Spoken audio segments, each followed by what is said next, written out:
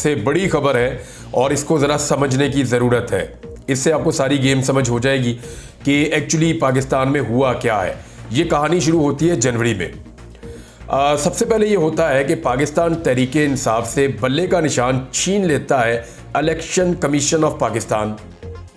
उसके बाद Peshawar high court में ये मामला जाता है और हाई कोर्ट पाकिस्तान तहरीके इंसाफ को बल्ले का निशान वापस दे देती है। फौरी तौर पे इलेक्शन कमीशन ऑफ पाकिस्तान चला जाता है जनवरी की 11 तारीख को गालिबन सुप्रीम कोर्ट ऑफ पाकिस्तान में अपील लेकर।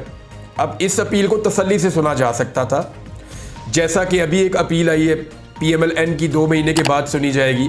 जैसा कि पाकिस्तान तहरीके इंसाफ के बहुत सारे केसेस पड़े हुए सुप्रीम कोर्ट में तसल्ली से सुने जाएंगे, ऐसे ही इस मामले को भी सुप्रीम कोर्ट तसल्ली से सुन सकती थी।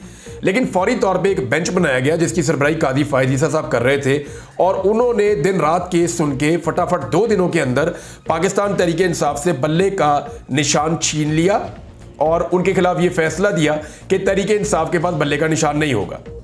तहरीके इंसाफ के जो वकला थे उन्होंने वहां पे खड़े होकर अदालत में कहा था कि सर कल को हमारी मखसूस नशिस्तों वाला मामला फंस जाएगा। तो कादी साहब ने कहा था हम बैठे हैं फिर आ जाइएगा, तो हम उसको उस वक्त देख लेंगे। तो ये याद रखिए कि 13 तारीख को ये फैसला आया था और उस फैसले की वजह से पाकिस्तान का इंतखाबी पूरा प्रोसेस जो है वो मुतनाज़ हो गया। एक पॉलिटिकल पार्टी जो सबसे बड़ी थी वो पॉलिटिकल पार्टी इलेक्शन से बाहर तकरीबन जाके बैठ गई, लेकिन उनके हमायत याफ्ता आज़ाद उम्मीदवारों को पाकिस्तान के लोगों ने लब लब के निशान ठप्पे मारे और ठप्पे मार के पाकिस्तानियों ने उस पार्टी को जितवा दिया। अब ये तो कहानी है यहाँ तक, इसको आप सारे जानते हैं। लेकिन कहानी में एक ट्विस्ट आता है उस वक्त जब ये केस चला जाता है सुप्रीम कोर्ट ऑफ पाकिस्तान में, मखसूस नशिस्तों वाला।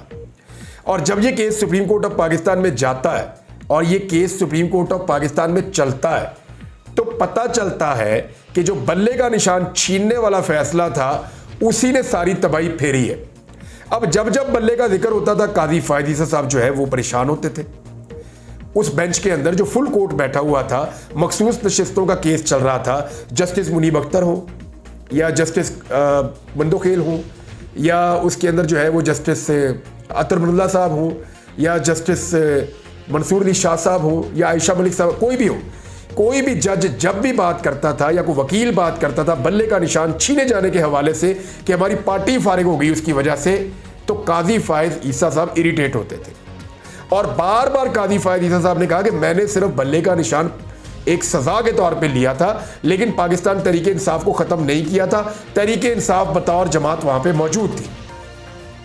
PTI ने वहां पे साबित कर दिया, उनके वकला ने, कि जनाब जमात तो आप कह रहे हैं मौजूद थी, लेकिन इलेक्शन कमीशन ने तो हमें फारिग कर दिया। उन्होंने कहा जी आप किसी जमात का हिस्सा ही नहीं है और आपके तो हमने टिकट नहीं लेना। तो जब ये सूरत हाल बन गई तो अब आपके सामने हम खड़े हैं इस हालत में कि हमारे आज़ाद जीते हुए उम्मीदवार कोई इधर है कोई इधर है और उनके जो मखसूस नशिस्तें जो हमारा हक है वो भी हमें नहीं मिल रही बल्कि PDM की जमातों को दी जा रही है। तो कादी फायद ईसा साहब ने बड़ी क्लैरिटी के साथ एक बात कही थी उस फैसले में। मुझे आज दोबारा आपको उस फैसले का एक हिस्सा सिर्फ पढ़ के सुनाना पड़ रहा है। मैं आपको अभी बता देता हूँ चीफ जस्टिस ने उस दिन क्या कहा था। ये 2 लाइनें हैं, इनको जरा गौर से सुनिएगा। उन्होंने कहा सुप्रीम कोर्ट आइन में मसनूई अल्फाज का इजाफा नहीं कर सकती। आइन की तशरीह के जरिए नए अल्फाज का इजाफा करना आइन पाकिस्तान को दोबारा तहरीर करने के मुतरादिफ है। अब आ जाए असल लाइन की तरफ, जो इसके बाद लाइन थी।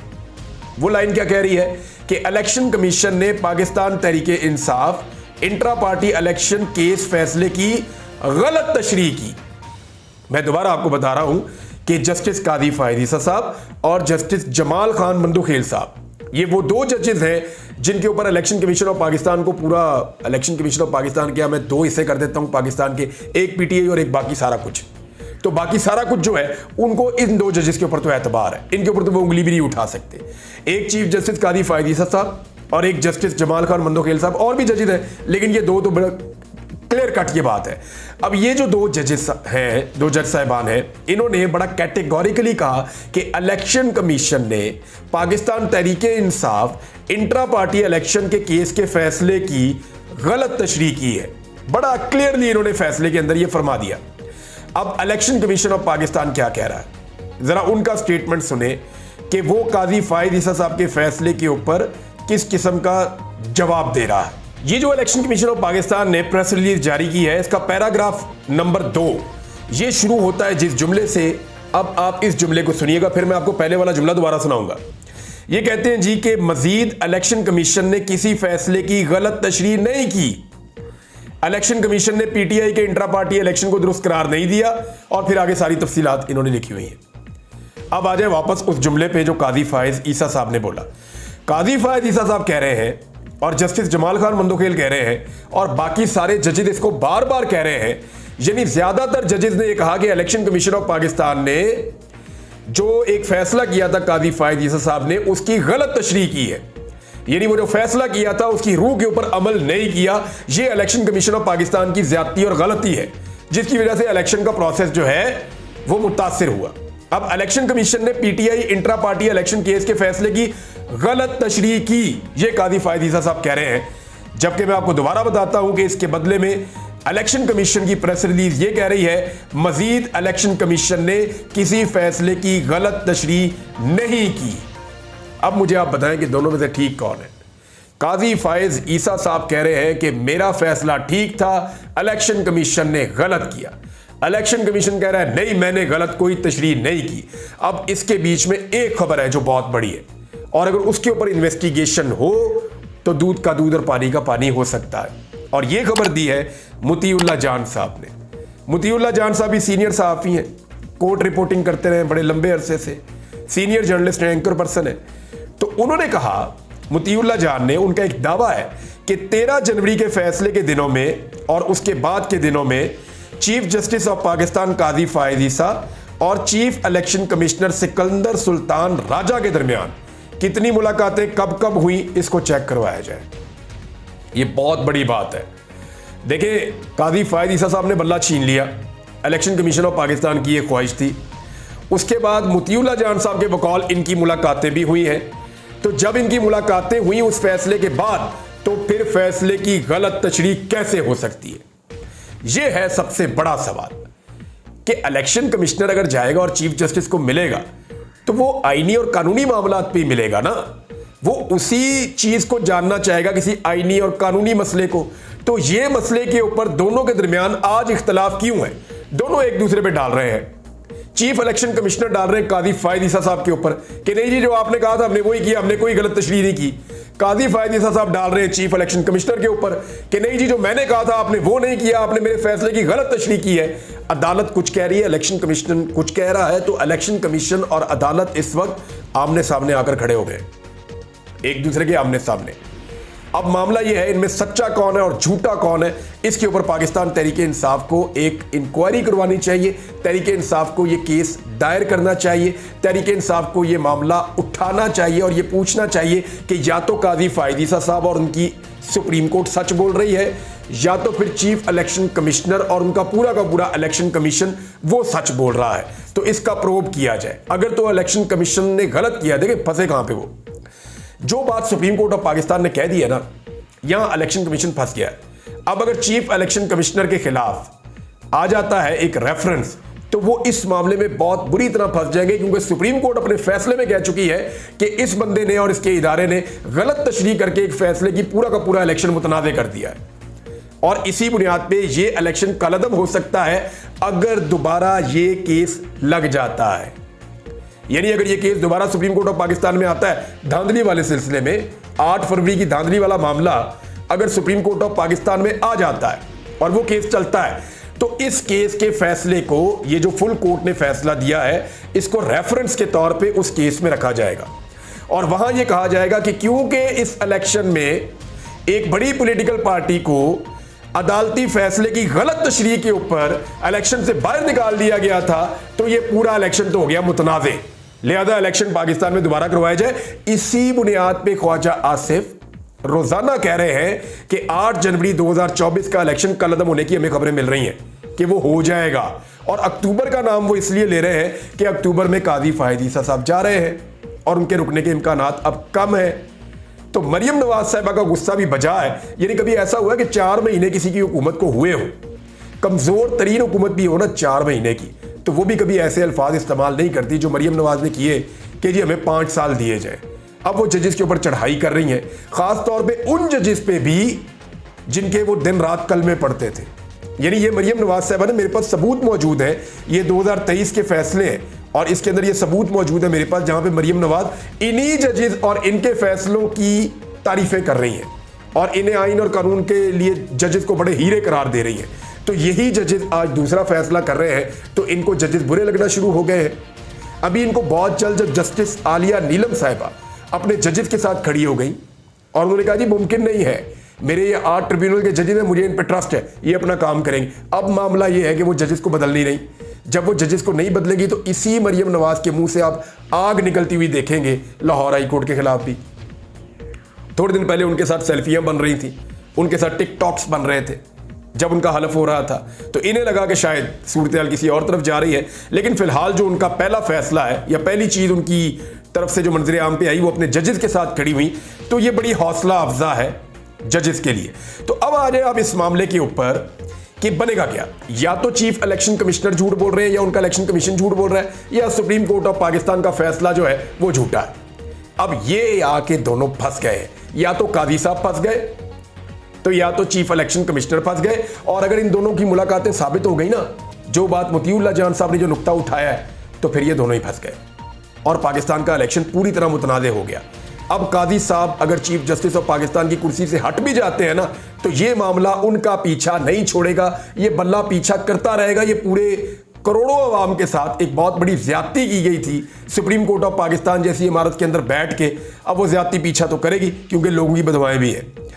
एक और चीज है, ये जो 2 एडहॉक जजेस तैनात किए गए हैं, इनकी मंजूरी दी गई है इनके नामों की। इनमें एक जो है जस्टिस मजहर आलम साहब है, दूसरे जो हैं वो तारिक मसूद साहब हैं। अब ये जो 2 जज साहबान हैं, इनमें से एक जज साहब के बारे में मैंने आपको पहले खबर दी थी, वो शशोपंज में है, तो उन्होंने कादी फायद ईसा साहब को मैसेज करके बता भी दिया था और दूसरे अपने हल्का बाप को बता दिया था कि जी मैं ये प्रेशर नहीं लेना चाहता और मैं नहीं जा रहा सुप्रीम कोर्ट ऑफ पाकिस्तान में वापस 1 साल के लिए जज बन के।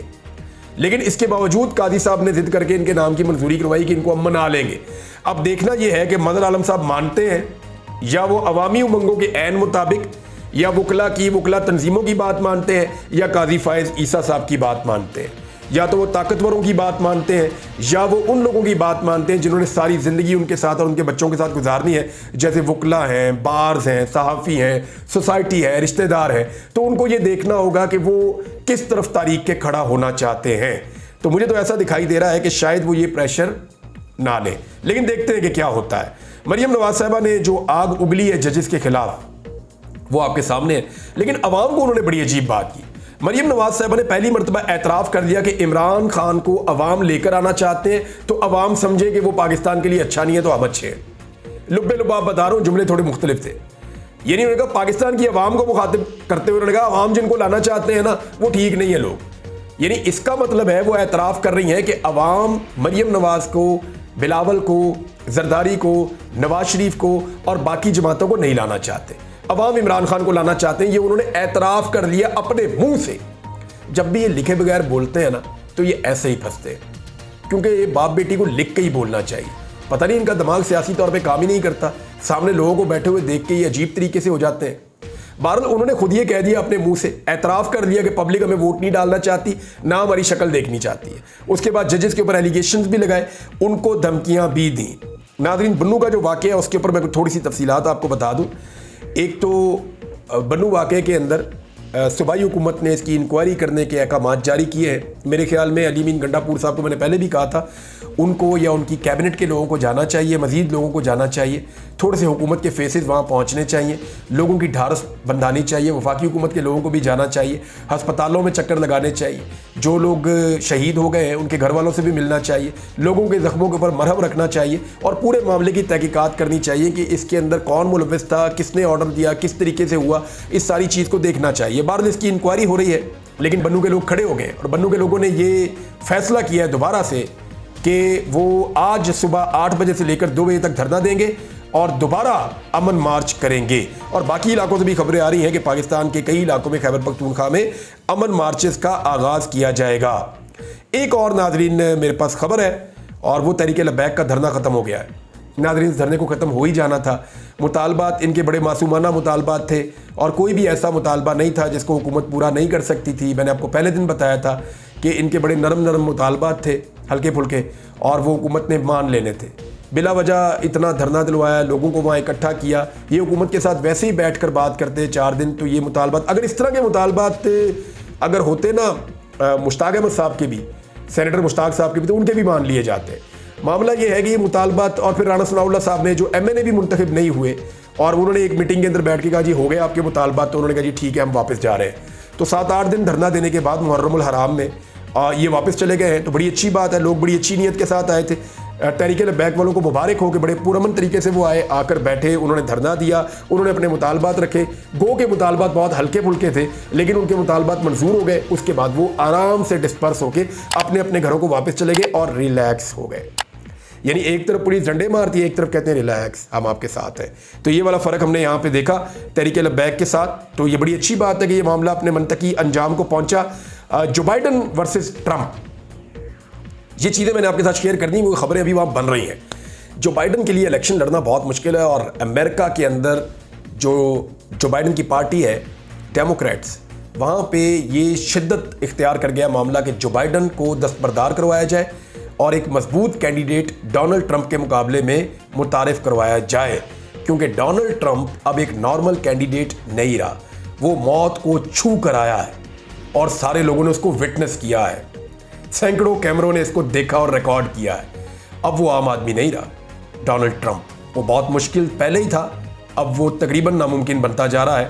तो कैंडिडेट उनको बदलना पड़ेगा। क्या होता है डेवलपमेंट में हम नज़र रखेंगे, अब तक के लिए इतना ही, अपना ख्याल रखिएगा। लेकिन एक चीज़ जाते जाते मैं कहूँ, ये जो गद्दारों के बैनर लग रहे हैं ना, और पोस्टर्स लग रहे हैं, और बिलबोर्ड्स लग रहे हैं पाकिस्तान के मुख्तलिफ शहरों में, और ये हमारे सहाफ़ी भाई हैं कई जिनके चेहरे उसके ऊपर लगाए जा रहे हैं, ये बड़ी ज़्यादती है। ये गद्दारियों के सर्टिफिकेट बांट के पाकिस्तान यहाँ तक पहुँच गया, और कितनों को गद्दार बनाना है साहब। यानी इस तरह तो फिर ये 25 करोड़ गद्दारों का मुल्क हो जाएगा, 25 करोड़ गद्दारों का मुल्क रह जाएगा, फिर हुब्बे वतन कोई भी नहीं होगा। मुहब्बे वतन कहाँ रहेंगे फिर? ये पॉलिसी बदलें फॉर गॉड से। वो ये लोग पाकिस्तानी है, पाकिस्तान से प्यार करते हैं, मजबूरन बेचारे बाहर हैं, इनको मौका मिल जाए तो ये पाकिस्तान आ जाएंगे। बहरहाल अब तक के लिए इतने, अपना ख्याल रखिएगा, अपने इस चैनल का भी। अल्लाह हाफ़िज़।